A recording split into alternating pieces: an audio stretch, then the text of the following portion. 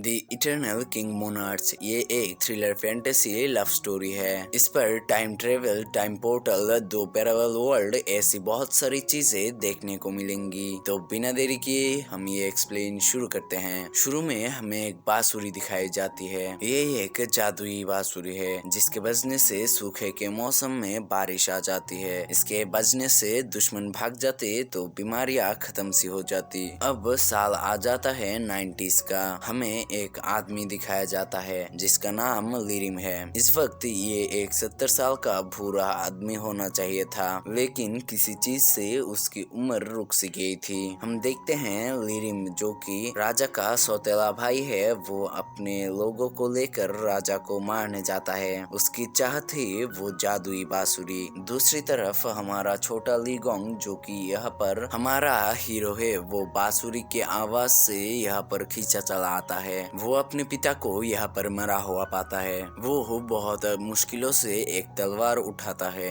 अपने सौतेले चाचा को मारना तो चाहता था, लेकिन बीच में वो बांसुरी को ले आता है। इस चीज से वो बांसुरी दो टुकड़ों में कट जाती है। लीगोंग सारे गार्ड्स को बोलता है कि इस गद्दार को पकड़ लो, लेकिन उसको नहीं पता था कि ये लोग लिरिम के साथी हैं। तभी लिरिम उस बांसुरी के आधे टुकड़े से लीगोंग को मारने की कोशिश कर रहा था, लेकिन वो नाकाम होता है क्योंकि यहाँ पर लीगोंग को बचाने के लिए एक मास्कमैन आ जाता है, जिस वजह से लिरिम को यहाँ से भागना पड़ता है। दूसरी तरफ मास्कमैन सारे गुंडों को मारने लगता है। हम देखते हैं लिरिम उस बांसुरी के आधे टुकड़े को लेकर एक बेम्बो फॉरेस्ट में आ जाता है। इस बांसुरी के शक्ति से एक पोर्टल खुल जाता है जो कि खत्म होता है रिपब्लिक ऑफ कोरिया में। यहाँ पर आप लोगों को दो दुनिया दिखाई जाएगी। एक है किंगडम ऑफ कोरिया, जो कि हमारा हीरो का दुनिया है। दूसरा है रिपब्लिक ऑफ कोरिया, जहाँ से हमारी हीरोइन आती है। लिरिम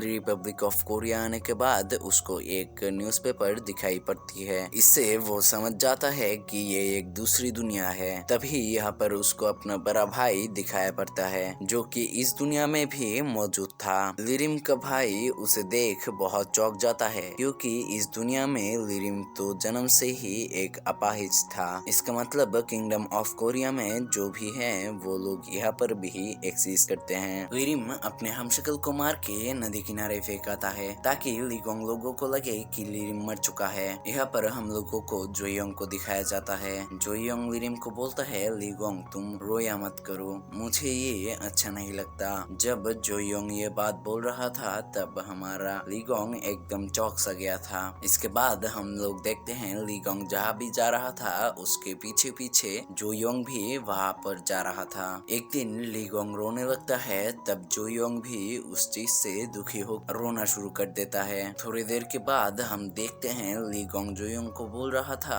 अब से तुम मेरे अटूट तलवार हो। ये बात बोलते हुए लीगोंग अपने हाथ से खिलौना वाले तलवार को जोयोंग के हाथ में थमा देता है। दूसरी तरफ हम देखते हैं लीगोंग का सौतेला चाचा मतलब लिरिम रिपब्लिक ऑफ कोरिया में भी अपनी एक खुद की आर्मी बना रहा था और उनको किंगडम ऑफ कोरिया में भेजने की साजिश में था। सीन 25 साल बाद चला जाता है। यहाँ पर हम देखते हैं जोयोंग अब राजा का शाही पहरेदार बन चुका था। दूसरी तरफ हमारे राजा साहब अपनी घोड़सवारी के लिए निकल रहे थे। तभी उनको याद आता है कोई चीज। हम देखते हैं लीगोंग अपने रूम में जाता है। वहाँ उसको दिखाई पड़ता है कि उसकी दाई माँ एक फोटो के पीछे गुड लक कार्ड को छुपा रही थी। इसी वक्त दाई माँ लीगोंग को देख चौंक जाती है। हम देखते हैं लीगोंग जब घोड़सवारी से आता है तब उसे प्राइम मिनिस्टर को मिलने आती है। वो बहुत चिपकू हो रही थी,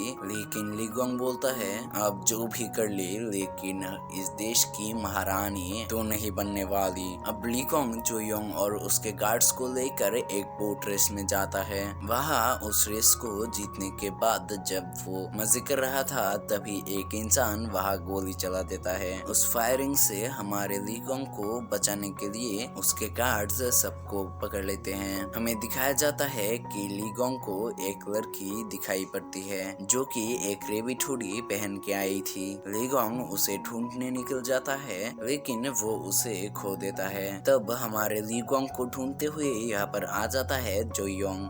जब लीगोंग अपने रूम में था तब हम देखते हैं कि लीगोंग एक आईडी कार्ड निकालता है। ये कार्ड उसे उस मास्कमैन से मिला था। लीगोंग उस कार्ड को देखते हुए बोलता है, कब आएगा वो दिन जब तुम मुझसे मिल जाओगी, आमने सामने होंगे हम और तुम सिर्फ मेरी होगी। मैं उस दिन का इंतजार कर रहा हूँ मिस डेउल। इसके 2 दिन बाद जब हमारा लीगोंग अपने घोड़े के साथ था तब उसको वो रेबिट हुडी पहने हुई लड़की दिखाई पड़ती है। उसका पीछा करने लगता है हमारा लीगोंग। रेबिट हुडी गर्ल एक मिस्टीरियस पर्सन है। इस ड्रामा में हम देखते हैं लीगोंग उसे ढूंढते ढूंढते उसे बैम्बू फॉरेस्ट में आ जाता है जहाँ से लिरिम रिपब्लिक ऑफ कोरिया में गया था।